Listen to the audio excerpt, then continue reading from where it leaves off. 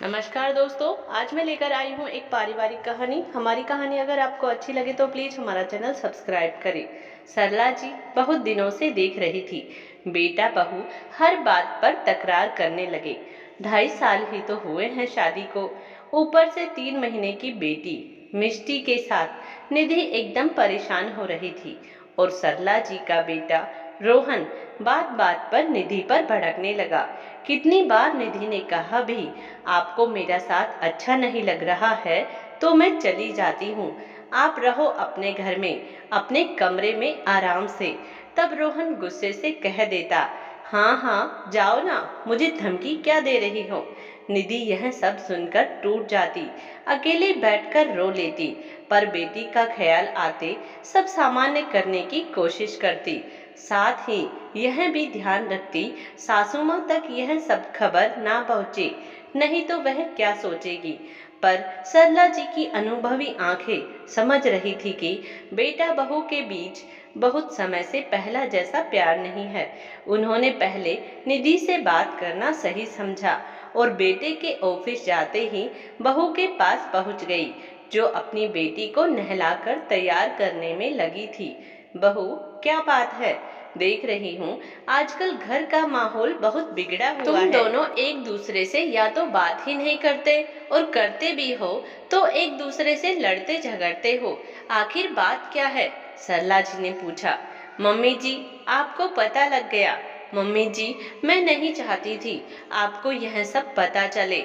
रोहन का व्यवहार मुझे भी कुछ समझ नहीं आ रहा। दिन भर तो काम करती हूँ, फिर मिष्टी को भी संभालना, और रात में मिष्टी ढंग से सोने भी नहीं देती है, और ये घर आते हैं बस हमेशा गुस्सा। अब मेरा भी दिमाग खराब होने लगा है।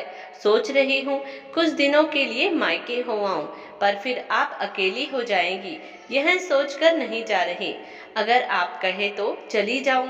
निधि ने पूछा।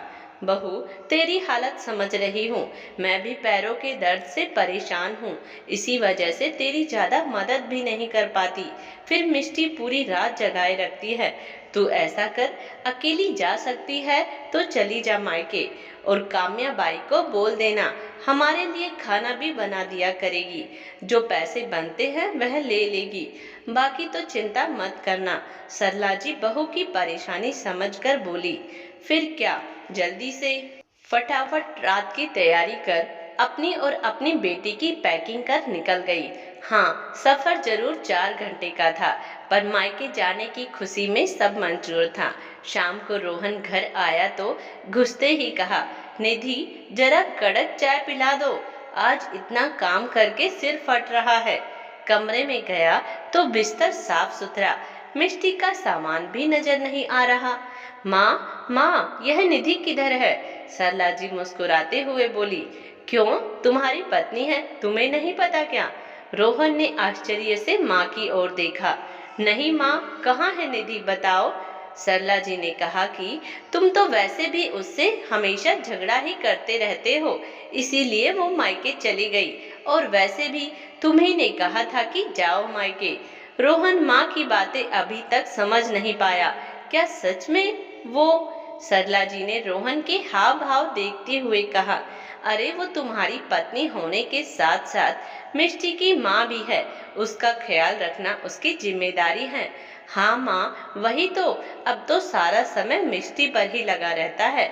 मुझे बहुत अच्छा लगता था जब वह मेरा कितना ध्यान रखती थी, मनपसंद खाना खिलाती थी, कपड़े निकालकर रख दिया करती थी, पर अब कुछ नहीं करती। रोहन उदास होकर माँ के पास बैठ गया। बस यह सब देख मुझे गुस्सा आने लगा है। फिर सरला जी ने कहा, बेटा समझ सकती हूँ, पर मिष्टी तेरी भी बेटी है। निधि जब तक माँ नहीं बनी थी, पत्नी के फर्ज बखूबी निभा रही थी। अब वह माँ भी है, उसकी हर छोटी मोटी जरूरत निधि ही समझ सकती है। और तुम कोई बच्चे तो हो नहीं, बस थोड़ा सा गोद में लेकर पुचकार देते हो। पिता का फर्ज बस उतना ही समझते हो। और रात भर जागती है निधि, उसकी नींद भी पूरी नहीं हो पाती है। तुम निधि की मदद करने की सोचते हो क्या? जिंदगी बच्चे के आने के बाद सिर्फ तुम्हारी नहीं, पत्नी की भी बदल जाती है। तुम ऐसे ही करते रहे ना तो सच में एक दिन निधि छोड़कर चली जाएगी। दूरियों को जगह मत दो, बात करके हल निकालने की कोशिश किया करो, वह भी इंसान ही है, सरला जी ने समझाते हुए कहा। रोहन कुछ सोचते हुए बोला, मैं बस अपने बारे में ही सोच रहा था, निधि के बारे में कभी नहीं सोचा। अब जब गई है तो कुछ दिन रहने देता हूँ, पर जब वह वापस आएगी मिष्टी की थोड़ी जिम्मेदारी मैं भी उठा लूंगा। चलो, तुझे तो अक्ल आई, अब मेरी बहू से प्यार से बात कर ले। और निधि जाने से पहले खाना भी बनाकर गई है, रसोई में जाकर ले आ, सरला जी ने कहा। निधि यार, तुम्हारे बिना रहने की आदत नहीं है, जल्दी से आने की कोशिश करना। और हाँ, मेरे व्यवहार के लिए मुझे माफ कर दो, मैं तुमसे पहले की तरह ही सारी उम्मीदें करता रहा। यह भूल ही गया कि अब तुम पर पत्नी से ज्यादा माँ की दोहरी भूमिका निभानी पड़ रही है। आगे से ऐसा नहीं होगा, रोहन ने फोन पर निधि को बोला।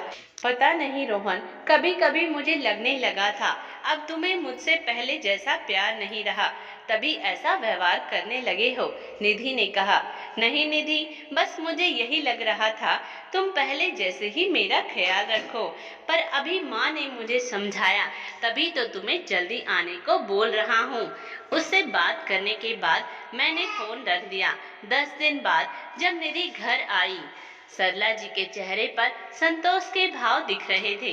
कभी कभी दूर जाकर भी एक दूसरे को समझा जा सकता है, जो पास रहकर नहीं समझ पाते।